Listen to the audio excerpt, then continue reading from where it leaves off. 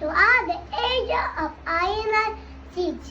Influential ancient sites is often called the cradle of Western civilization. Athens is capital, retains landmarks including the 5th century BC Acropolis citadel with the Parthenon temple.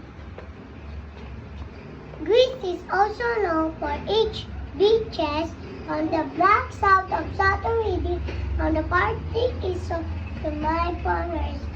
The national animal is a dolphin a long time ago.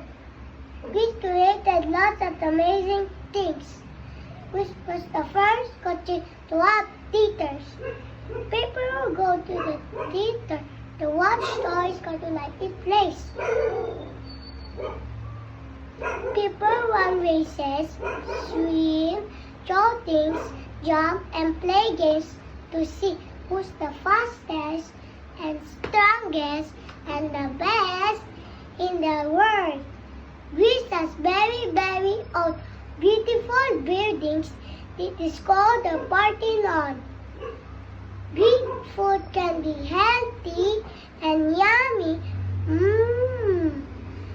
They often eat lovely meat, fresh salad, honey, fruit, yogurt, and octopus. In Greece, they don't say hello. Instead, they say, yeah, Greece.